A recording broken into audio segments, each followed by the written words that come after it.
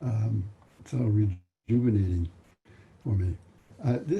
We say this is a sesshin, but it's more like a zazen kai. Zazen kai is you set aside a certain period of time where you just sit. And but this is a zazen kai with a talk. So it's a kind of hybrid as things tend to be today. Um,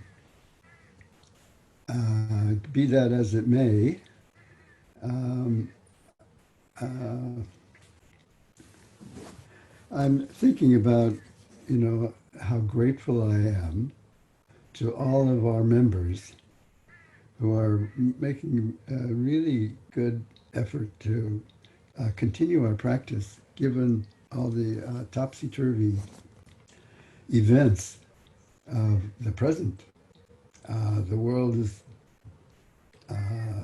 going through great transitions. And for a Zen student, to keep our mind calm and focused and living each moment completely is being our practice. I really commend you all. When I began, when we started the Berkeley Zendo in 1967, I thought of it as serving the local community of Berkeley. And little by little, it has developed. And over 50 years or so, maybe 51 or two now, I don't know. So, uh, and what I realize is that it's a kind of international world welcoming uh, place to practice. I was going through the our directory, Berkeley Zen Center directory, and looking at where everybody comes from. Um, Last week we had or maybe it was this week, last week I think, um, where we had people say, uh, um, take 2 minutes to talk about their background, their inherited background. Um, and so I was looking through this directory and to see where in the world these people come from. All of you, actually. Uh, there are immigrants, and there are also people of heritage, one heritage or another. And all the way from the Midwest, the deep Midwest of America, of the USA, to Afghanistan, Japan, all over the world. And so I wrote down the various places where people come from. And I'm going to read a list. It won't take too long, although it's pretty extensive. Every place in the world, almost. We have Iranian people, plenty of Jews. They love this. I got to thinking about the Ukraine and Eastern Europe. And so many Jewish people come from the Eastern Europe and the Ukraine to America. Their ancestors came in the late 19th century, actually, as mine did. And all of their offspring, either mostly grandchildren, all mate at Zen Center. I think that's really remarkable.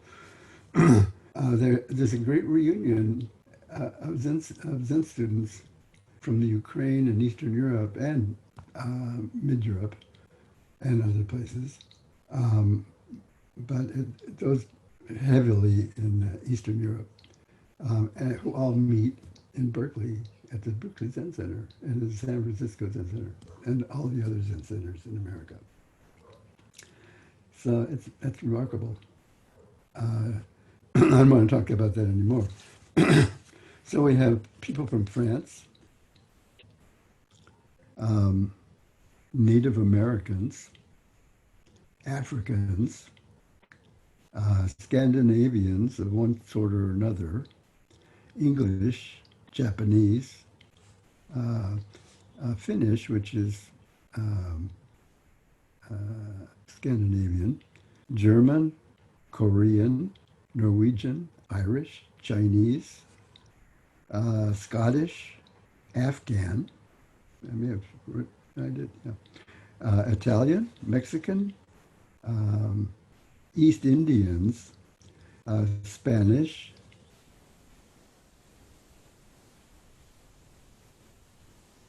um,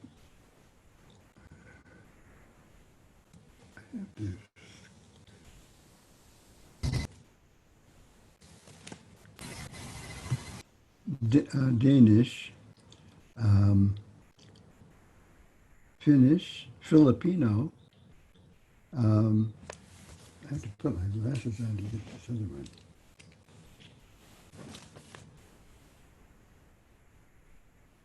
Dutch, Turkish, um,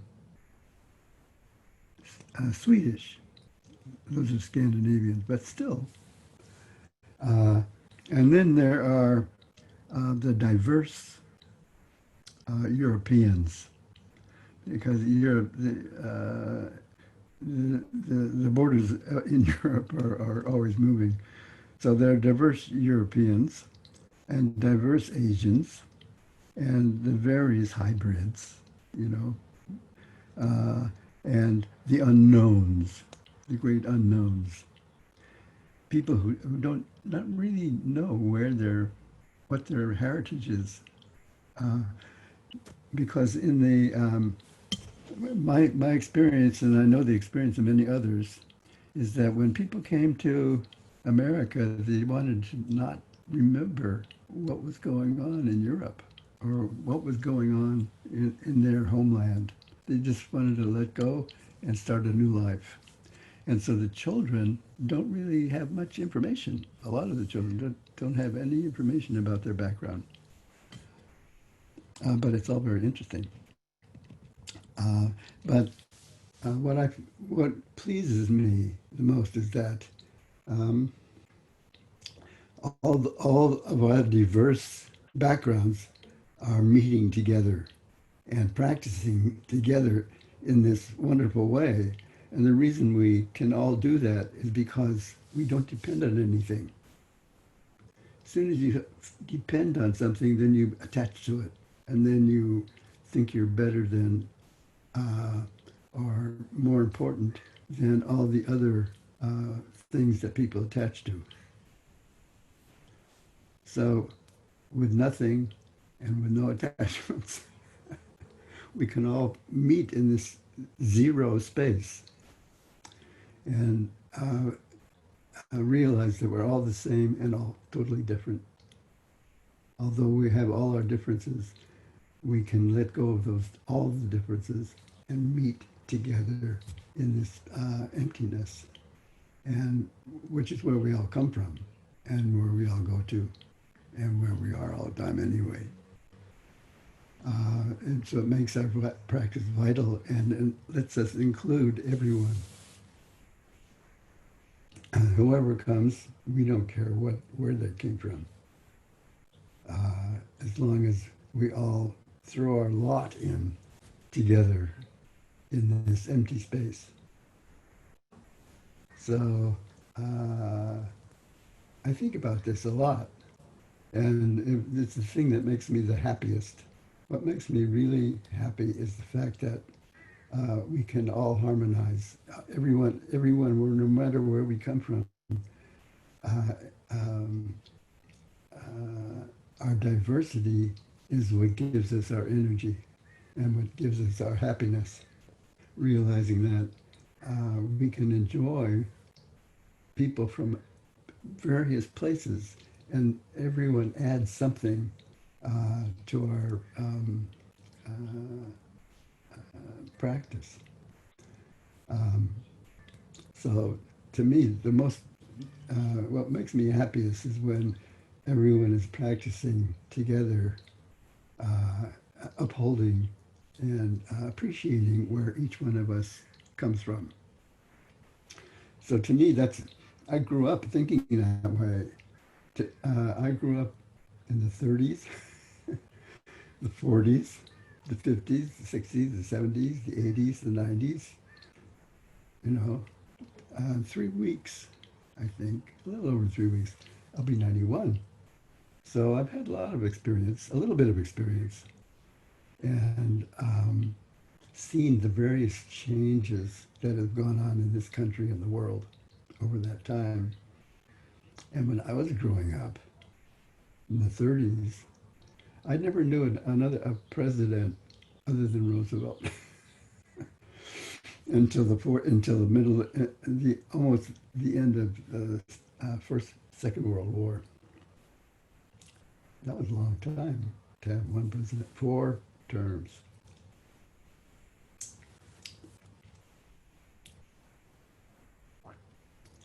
And then everything started to change after the war.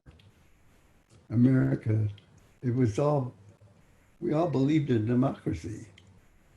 Everyone believed in democracy, almost. I mean, everyone I knew. And then things started to change. We trusted the military, we trusted the police, we trusted, we had all this trust. And then it all started breaking down when the extreme selfish started taking over to, and leading us to where we are today.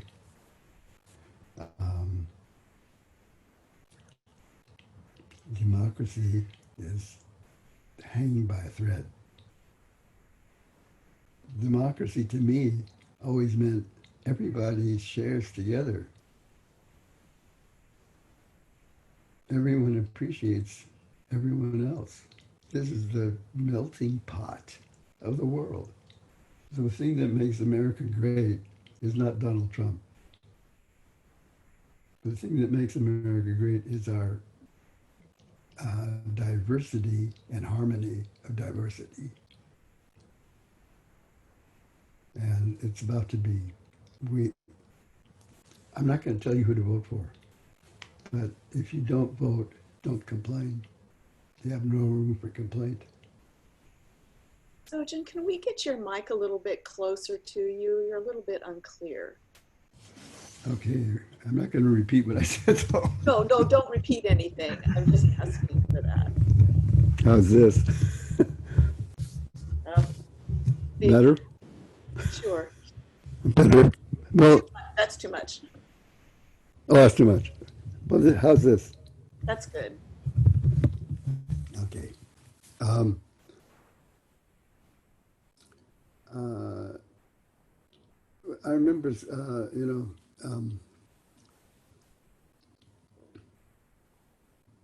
I'm trying to put this into words.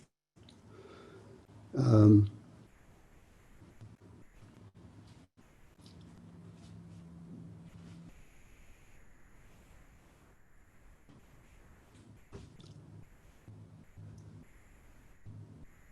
um,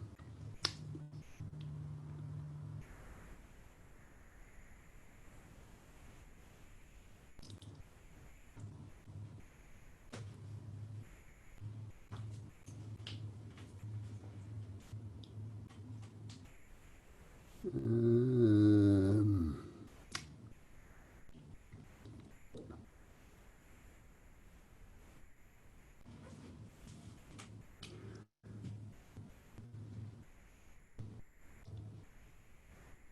I don't want to talk about politics. Not a good idea. It's a good idea, but I don't, I don't want to do it. Uh, but uh, this is a time. No, no, it's fine. This is a time when uh, if we don't do something, uh, we're gonna start living in a totalitarian state. That's the idea. It is the big takeover, uh, so that we have an emperor instead of a president. Someone who is a president for life is called an emperor. uh, in the emporium called the United States. So don't be fooled by anything. Uh, but I don't know if everybody really wants to live in a democracy. I always thought everyone did. The thing that made America great was the fact that of its diversity. You go to other countries and they're like tribes. You go to Israel, Israel's a tribe. I couldn't join that tribe, even though I culturally belong to it. When I was looking for a teacher, I was looking for a Hasidic rabbi in the Bay Area. There was nothing like that. That was way back there when I was about in my early 20s. But when I found Suzuki Roshi, a Japanese priest, uh, he was actually the Hasidic rabbi that I was looking for.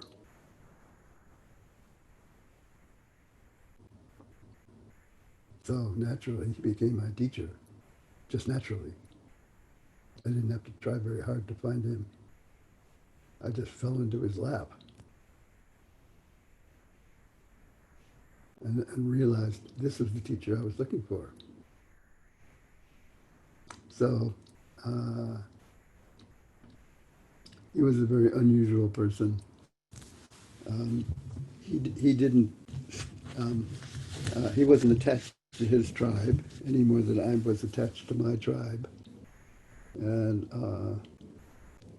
so we could all rise to the occasion of uh, democracy, real, true democracy, whatever that is. To me, it means we all share together, uh, and we choose leaders who promote that.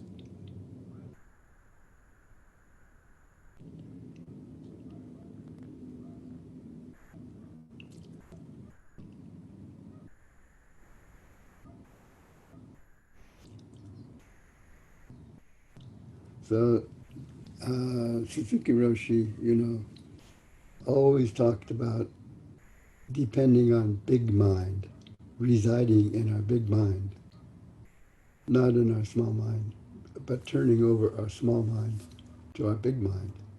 That big mind which includes everything. It sounds like a cliche in a way when you talk about it. Oh, a big mind.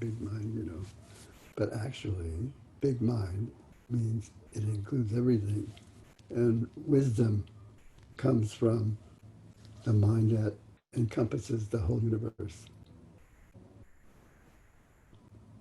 It doesn't come from the selfish mind or small mind or desire or uh, gaining mind.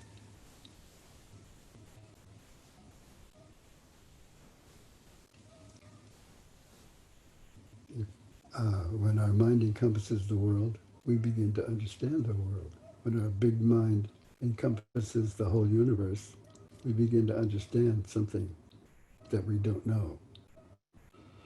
Don't know, not knowing, the more we know, the more we realize that we don't know.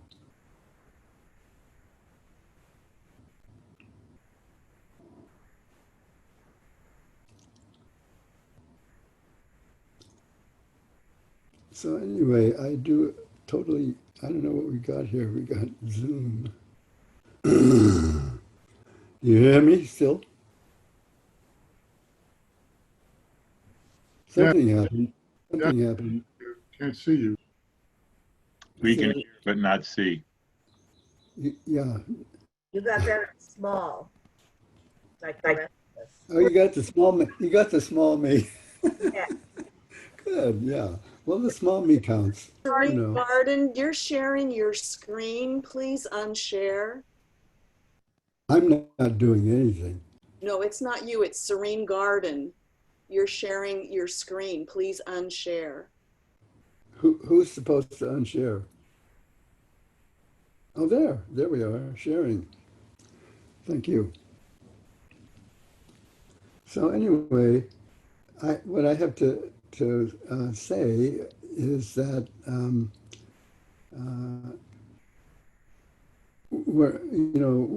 how do we stand upright in the top when the world is upside down? That's our kind of practice at the moment. You know, for the Zen person, um, uh, not letting anything upset us, even though we become upset.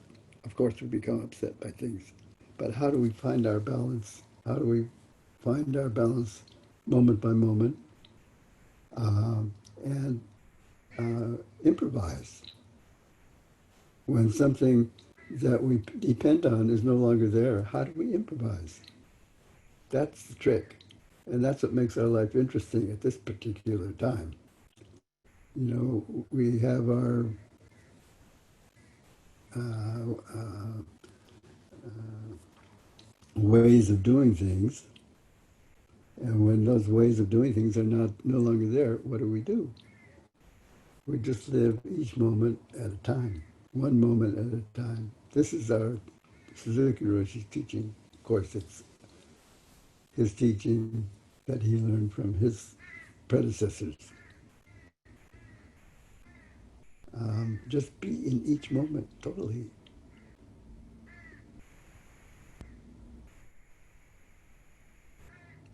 Be in each moment totally, one moment at a time. Don't think about, well, when are we going to get back to the Zendo? Don't think about that. Just think about where you are now. How do I practice now? Not how will I practice. I wish I was back at the Zendo. I do wish so. This is great being back at the Zendo, but I don't depend on this.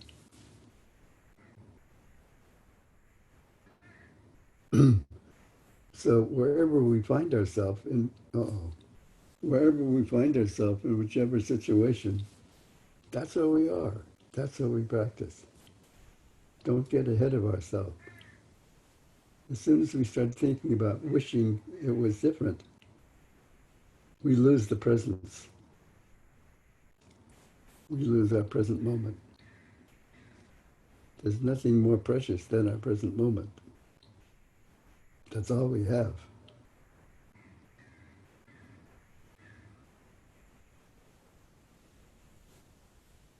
So it's wonderful to be here. It's wonderful to be in my hermitage. It's wonderful to walk the dog, to pet the cat, to study the books, to try and hopefully support ourselves. That's a big trick for a lot of people, supporting ourselves. But then that's our practice. How can we help people?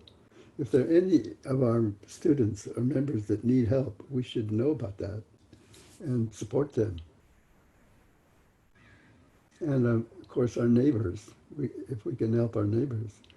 So how we uh, actualize our practice can be a gift to our neighbors and our friends and our Sangha. And the far-reaching effect of our sincere practice and the way we support each other and the way we practice zazen together has its effect in the world around us. So rather than dividing us, how to unite us? That's where we are. So it's our Zen practice because that's what's happening. Our Zen practice is simply about what's happening right now. It has no special shape or form, even though we have the trappings, you know, the zendao, the robes, blah, blah, blah. But actually it's taking care of each moment as it appears with full attention. So I just want to encourage our practice, that's all. Everything I talk about is simply to encourage our practice. So maybe this is a good time to, if you have a question or two. Okay, thank you, Sojun. For Q&A, we have about 20 minutes, and we want to hear as many voices as possible. So we ask that you be brief and with no more than one follow-up interchange. There are two ways that you can ask a question. You can raise your hand in the participant box, or you can chat your question to me, and then I will relay that to Sojun. If you do raise your hand, please unraise it once you have spoken.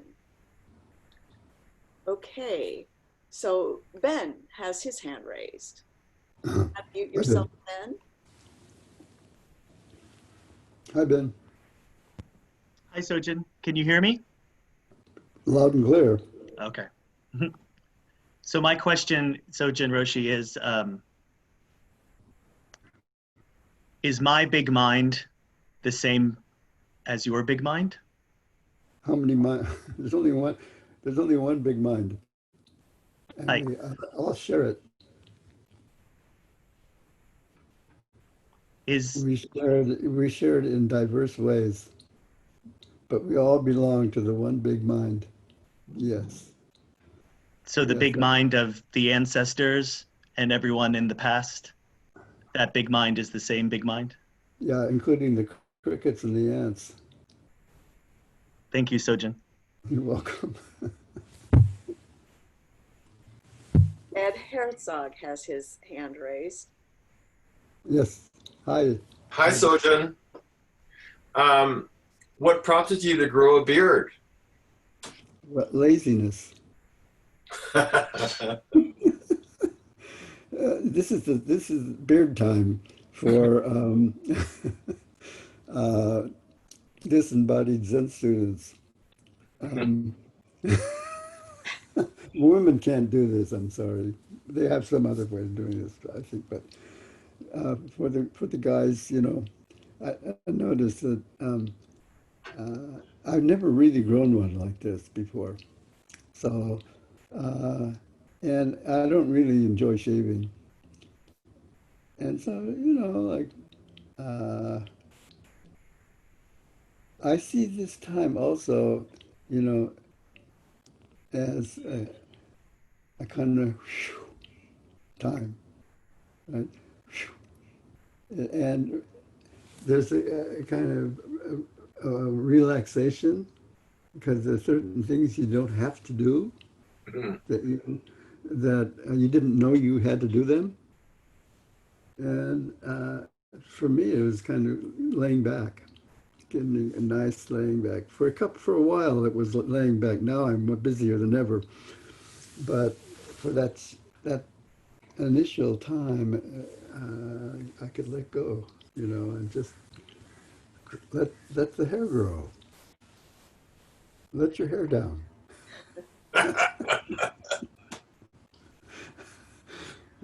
So that's it. No special reason. And more like amusement.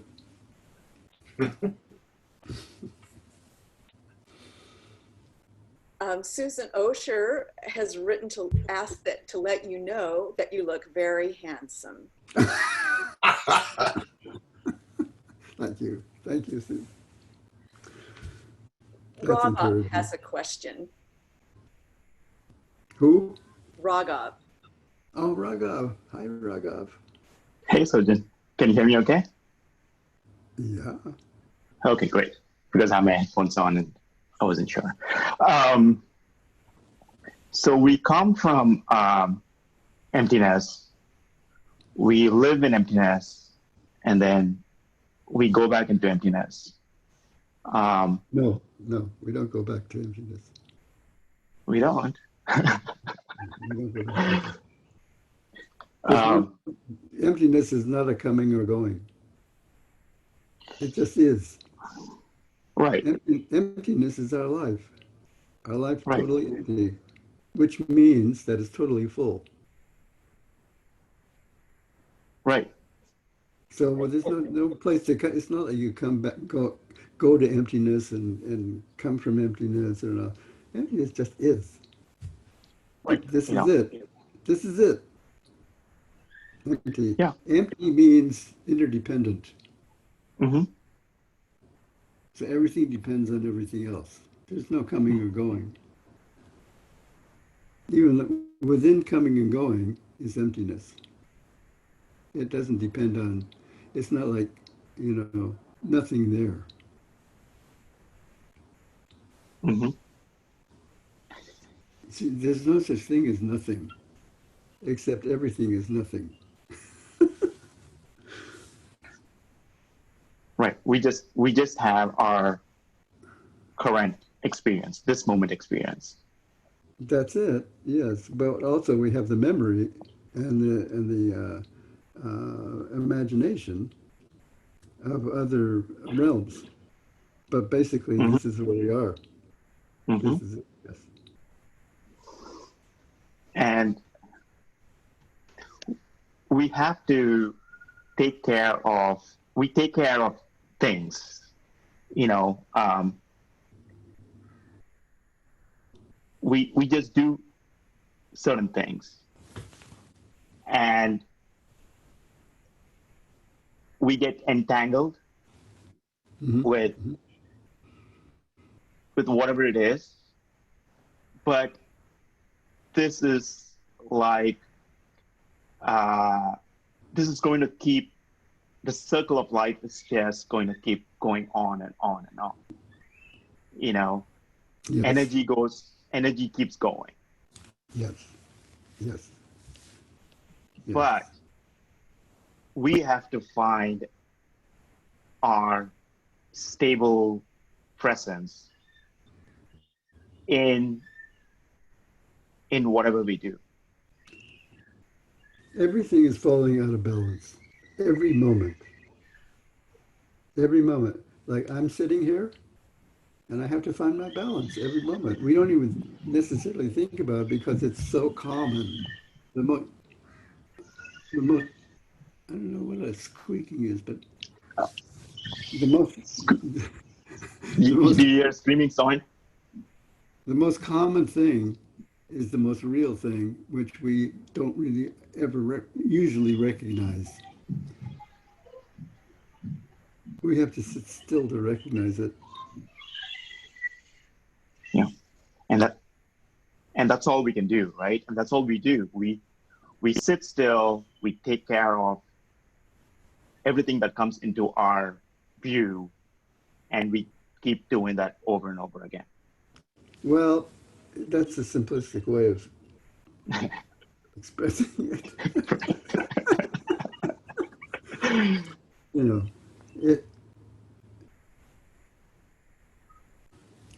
Coming back to your original question about empty, form is empty. Empty is form. So that means that all forms are empty of inherent existence. Right. That's all. Right. In other words, in order for anything to move, there has to be space. Right. Otherwise, everything would still be here.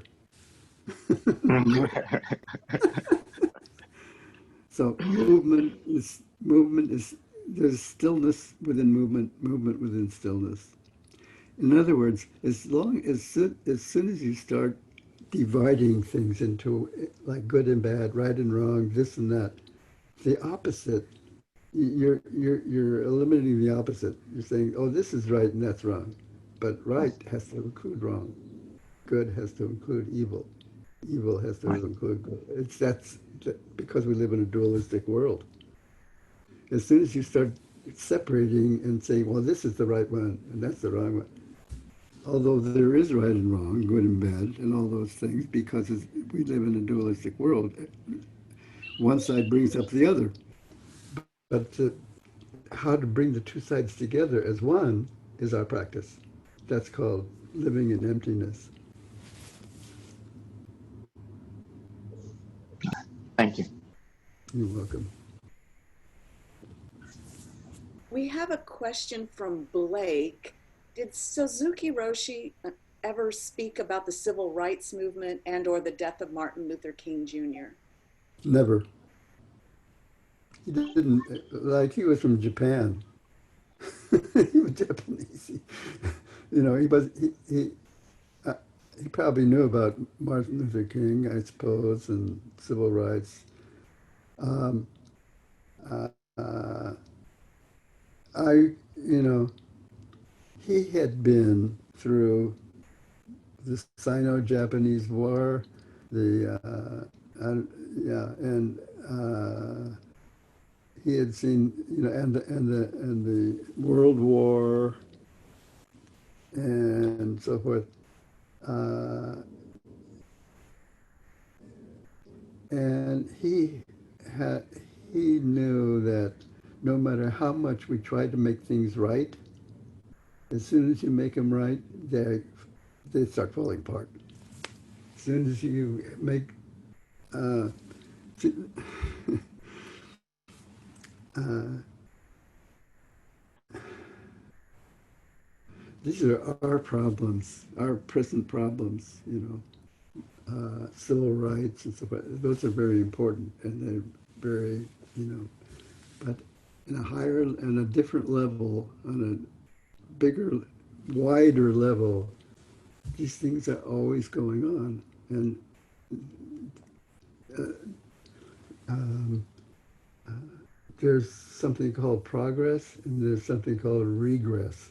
And progress is what we're always looking for. We're not looking for regress. But as soon as you start making progress, regress is there because it's the opposite. So you're always calling, whatever you do, you're calling forth the opposite as well. So that's not what he was interested in. He was interested in us rising above all these dualities, basically. I remember when he was, there was the Vietnam War, I think it was, and somebody said, why aren't we out there marching against the war? And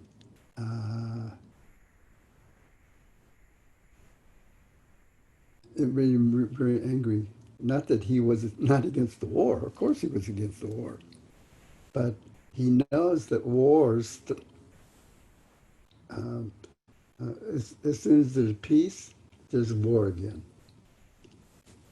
The war to end all wars. Remember that? That was the First World War. This is the war to end all wars. And now we have more wars than we've ever had because people thrive on wars.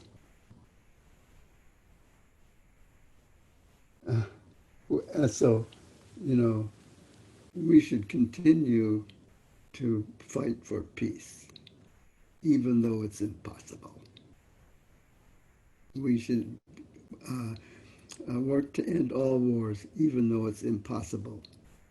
So if you if you realize it's impossible, you know how to work for it. But to expect it, there will be a final solution. That's what Hitler thought. The final solution. There is no final solution because we live in a dualistic world. That's the problem. So instead of trying to deal with a dualistic world, how to make it into a unified world. So yes, we should work for a unified world. But a unified world also is only unified within the duality of the world.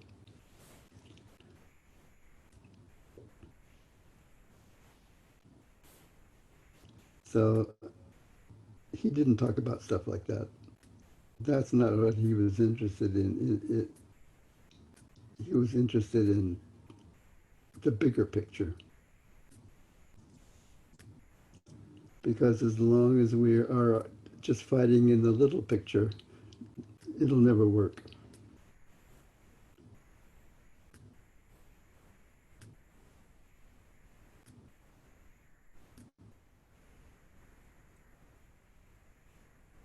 Daryan has his hand up. Hi, Darian. You have your hand up, but where's your face? Can you see me?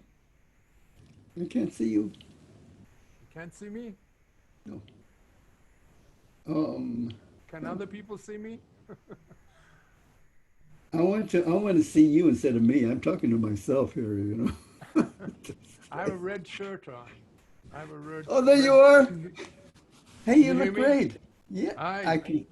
I got a picture of you for a moment in your red shirt. Right, right. That's me. There you are. Stay there. Oh, now you're gone. Why What's can't you going stay on? there? Why can't you What? stay there? I'm not sure. I'm not either. Maybe it's my internet connection is bad. I'm There not you sure. are. Anyway, it's so great to No, see you. You haven't changed a bit. Thank you. It's Yeah. only it's only 28 years ago we saw each other. Yeah, I want to. Don't. When you talk, he disappears. Oh, when I talk, you disappear. That's what I got told. So anyway, you know, Daryan is from Iran, and he was at Tassajara with me in 1990 something, Too. early 90s. Tassajara, but he was at Zen Center for a long time, San Francisco Zen Center, and so he went back to Iran, and he somehow or another he kind of likes my talks. I don't know why, but and he wants to publish them. And so he'd been working on it for a long time, editing my talks in Iran, and maybe put them into Farsi or something like that, and English. So I just want to let you know who he is. Do you have a question? Yes. Yes, I do.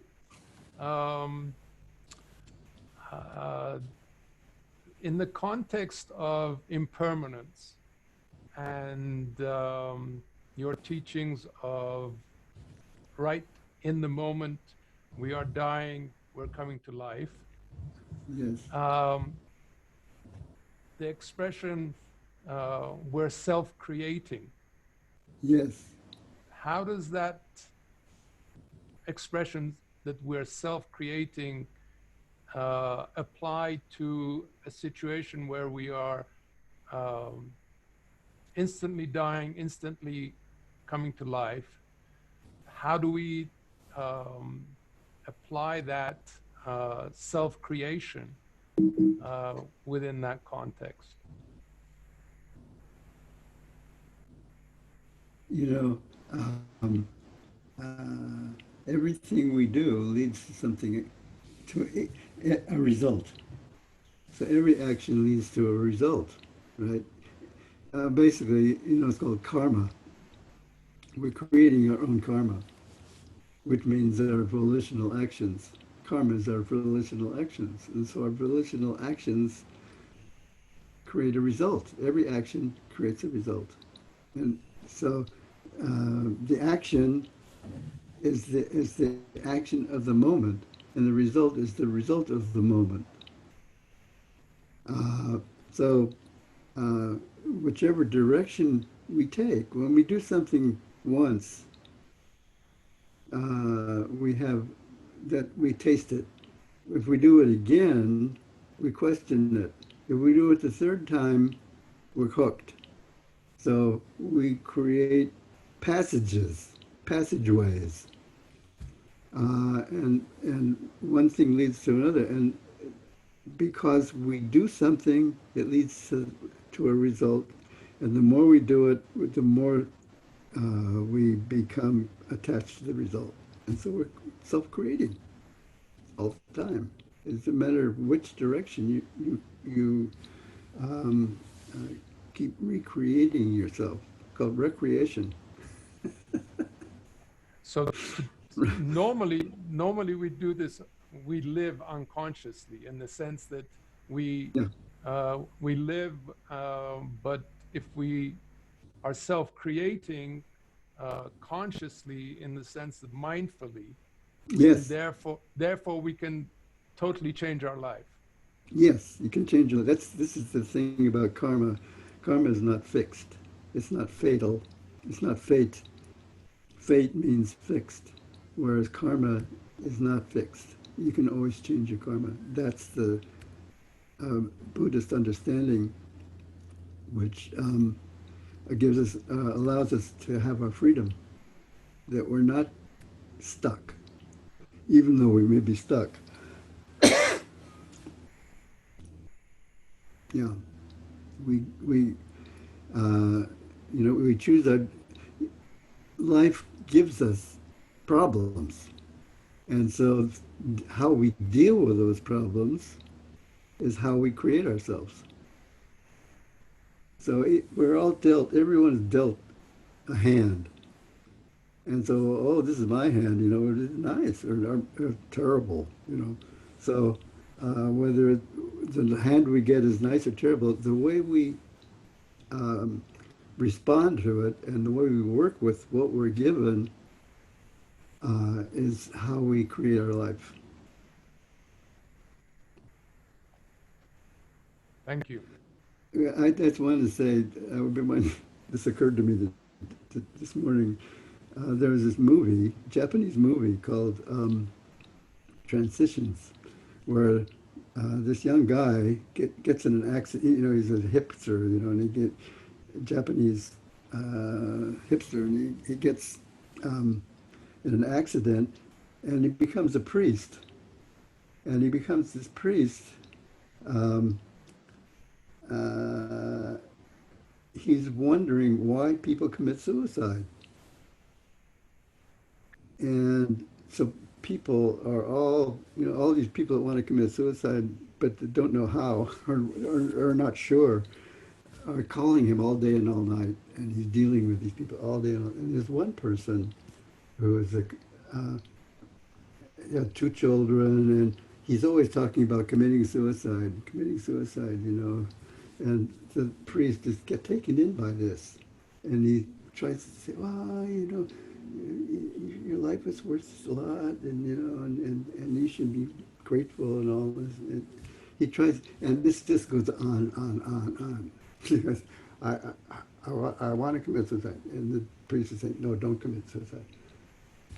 If I was a priest, I would say, you're already dead. That's why you can't commit suicide. You're already dead. You can't submit. That's why you can't commit suicide. You should try to find out how to live now that you're dead.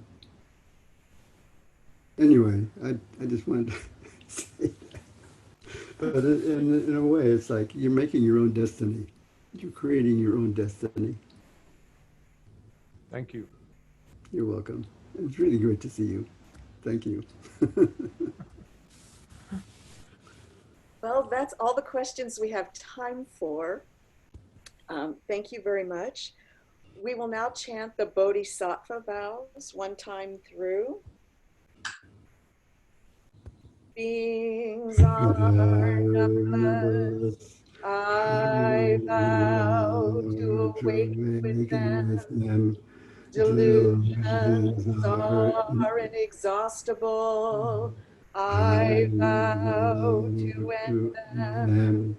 Dharma gates are boundless. I vow to enter them. Buddha's way is unsurpassable. I vow to become it.